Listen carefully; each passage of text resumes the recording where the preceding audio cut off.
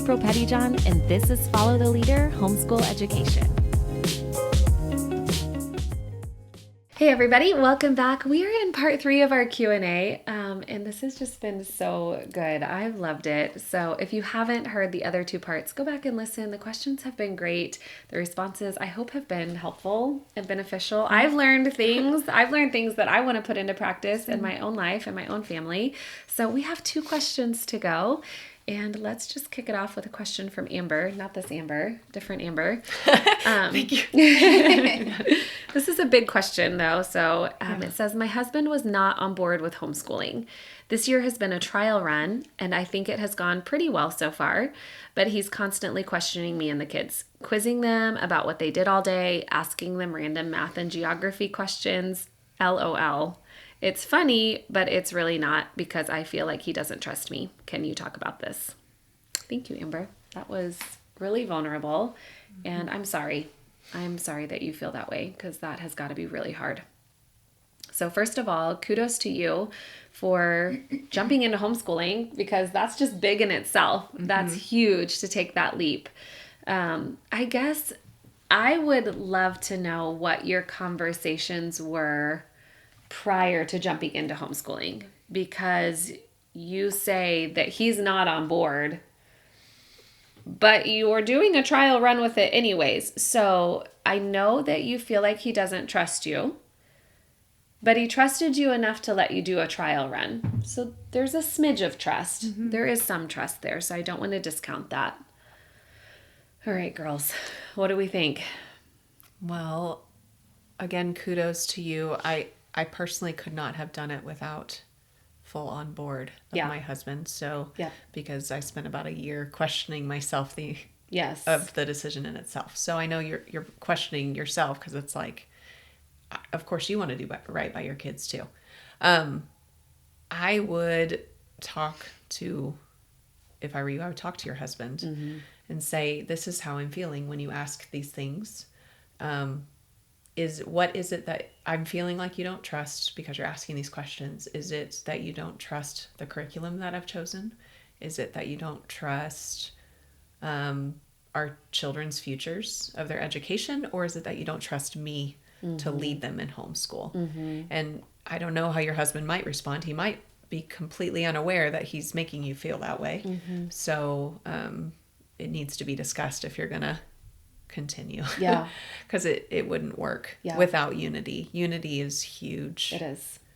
So I'm going to take a little bit different angle. And it honestly did not really hit me until right now. Type B for the win. I have felt like this before, only to realize later that it was my insecurities. And it really, after having a conversation with Rusty, and I think maybe it was when you said he may be totally unaware. I think that was what brought it into perspective for me. It was my insecurities making me feel like he was questioning me, when in reality he wasn't. He was curious, and he was asking the kids, "Hey, tell me what you learned today." But I didn't hear it that way. I heard, "What did you learn today? Did your mom do it right?" And he didn't say it like that. Right. He wasn't. But I was filtering it through this filter of insecurity, because I so desperately just wanted to know that I was doing it right. And did I have his approval? Yeah. And so I think, Amber, you just have to ask yourself, is he questioning you, or are you feeling insecure? And so maybe before you go into your conversation with him, get that clear, get that straight in your mind, and then go and have an honest conversation with him. Hey, I am feeling kind of maybe like you don't fully trust me in this. Is that true? Or you could say, and hey, I recognize I'm insecure. Yeah. And so when you say these things, it really highlights that insecurity. That's good. But I really need your support. Absolutely. So that's so good. how can we do this? Yeah. I'll take it. I need you. We need to be a team. Yeah. I'll take it one step further.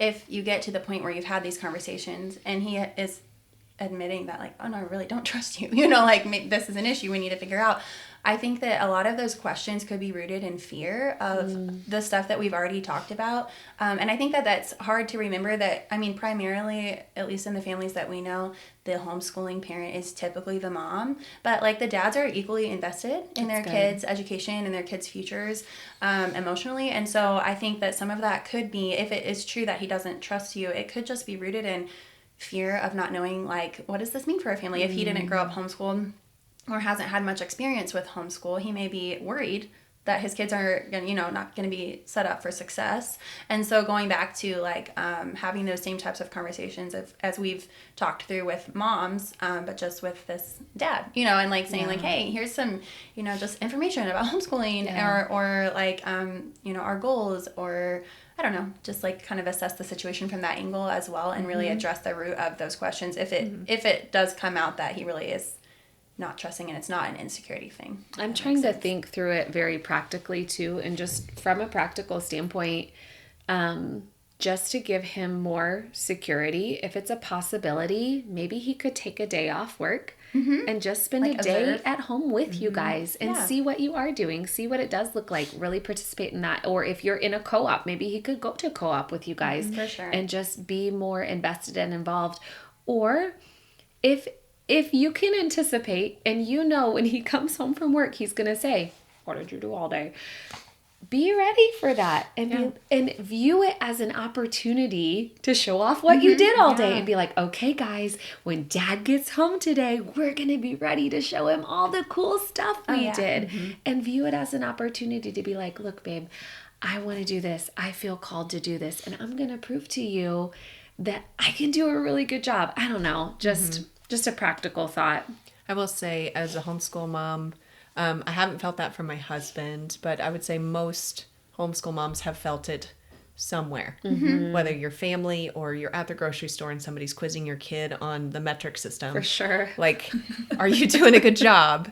Yes. So just recognizing, okay, that makes me uncomfortable. Why? Because it highlights an insecurity in me, because I'm like, am I doing a good job? I'm trying my best here. So you're not alone in that feeling. Yeah, that's good. And I guess too, I mean, if there are areas that he would want to take on part of their education, maybe just offer that to him as an option. Yeah, he might like that too. And another practical thing, if you're a part of a community or a co-op where there is a family with kids who are more established, or a family that's more established in it, pray a connection, a relationship for him with another dad, of a dad that could speak into him of a place their family could be headed, like this is possible. I would just say on a spiritual level that if God has called your family to this, Satan would love nothing more than to use this to drive a wedge between you and your husband. So do not let him do that, because he just doesn't get to do that. Okay. He does not get to win. He doesn't. So we're just going to stop him right there. He's up to no good. All right. Our last question is from Maddie. Aww. This is Maxie's sister. And it says, how do you take moments to recharge without feeling mom guilt? All my kids are in the hold me and play with me phase, and sometimes my back literally can't take it. I have some really good advice on this one. And I think you should pack up your house and move back from San Francisco.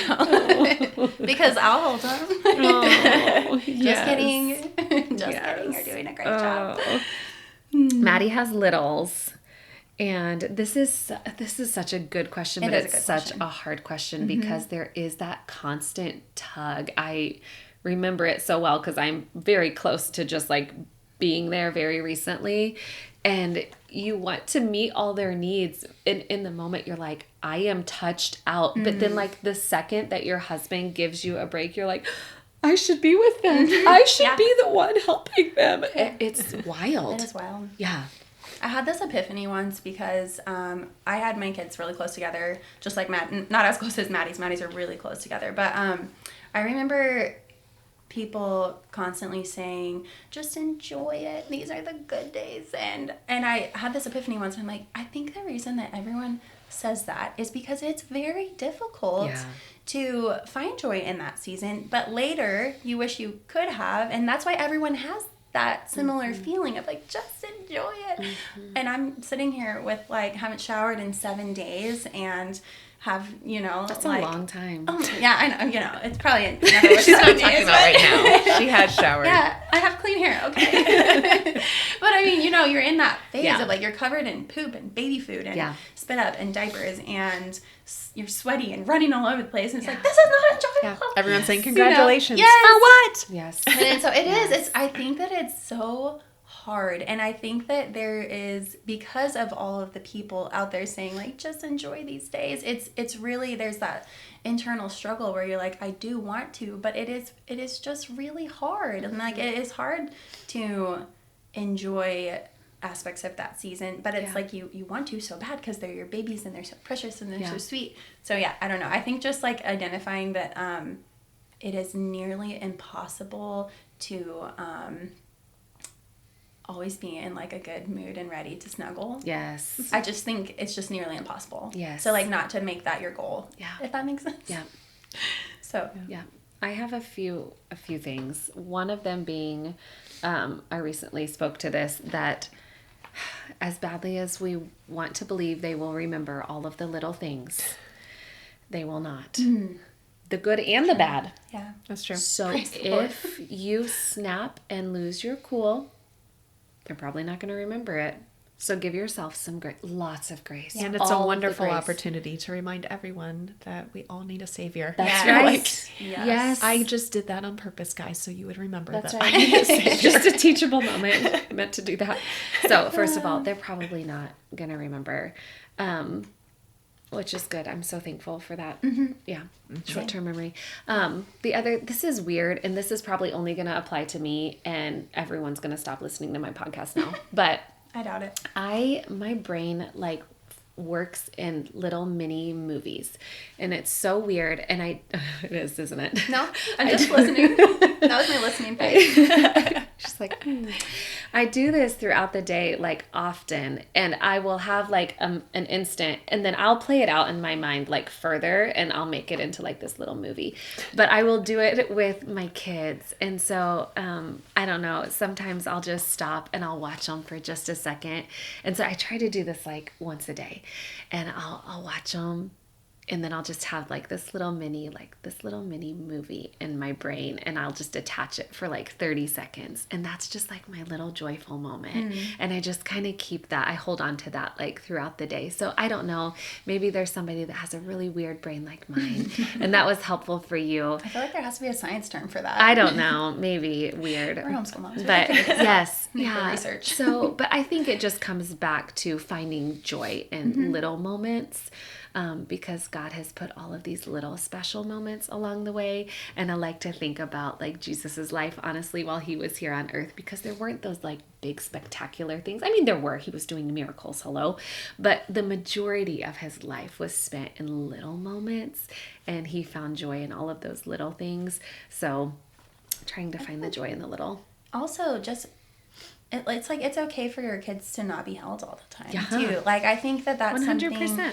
It's not going to damage your children to say, like, hey, mommy just wants to sit here for a minute. You can sit next to me if you want. Like, always give an alternative.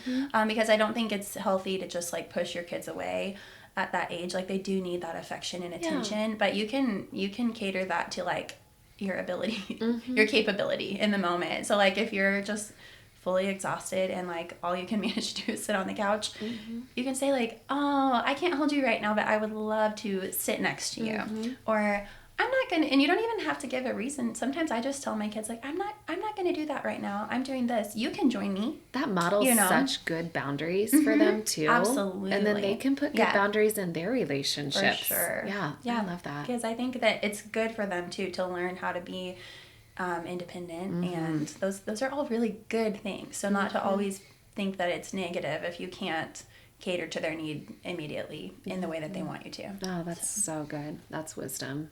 Amber, I know your kids are a little bit older, but I know that you remember it well. So I'm trying. Which could be encouraging in its own right. That's true. Yeah. But I'm like, I don't remember. Did you struggle with the mom guilt? Well, I would say to speak to mom guilt, I don't think that goes away. Yeah. Like, Yes. that's a tool of Satan, no matter how old your kids are. That's so So good. Yeah. just recognizing it as that, and it's a lie. So taking every thought captive. I mean, it all goes back to the truth of Scripture. So Yeah. And I mean, asking or accepting help. I don't know what you guys, think about that or want to say about that, but man, it's so important. You weren't meant to do it alone. Yeah. Amen. Yes, those words were literally about to come out of my mouth. So it is so true. God didn't create us to do this alone. We don't need to, and we shouldn't. And I know being in a new community, that presents its own challenges, but seeking out those people that can come alongside of you and really do it with you, do life together. Yeah, even for them, like, I mean, I know this personally because I talk to Maddie every day, but I know that she has even leaned further into Kendon, her husband, and leaned on him more than she would here because she is somewhere new and doesn't have that community established yet. And so, even if it's just asking your husband for more help or to design your day a little bit differently, I think is just practical. Yeah. And there's something to that vulnerability too. I can vividly remember times at the end of, days of just nursing babies all day long and just sitting up.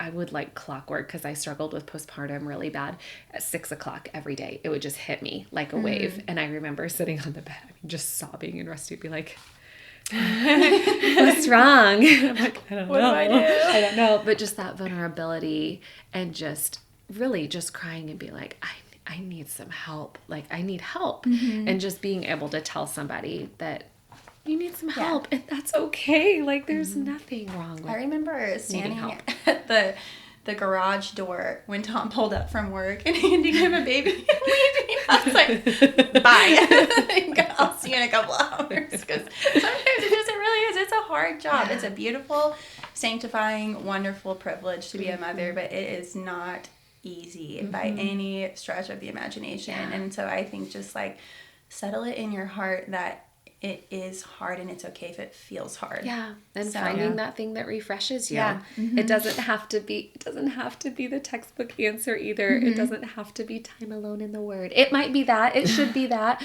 But it can also be like Playing pickleball. Or Coca-Cola. Dove chocolate. So find your thing that brings refreshment to you and enjoy that. Yeah. Like, Guilt-free. be refreshed. Yeah. Yes, exactly. So this was awesome. We are out of questions, but you can still send in questions and I'll get back to you. And thank you guys for being vulnerable with your questions. I hope you enjoyed it and you can share this with a friend. And until next time, happy learning.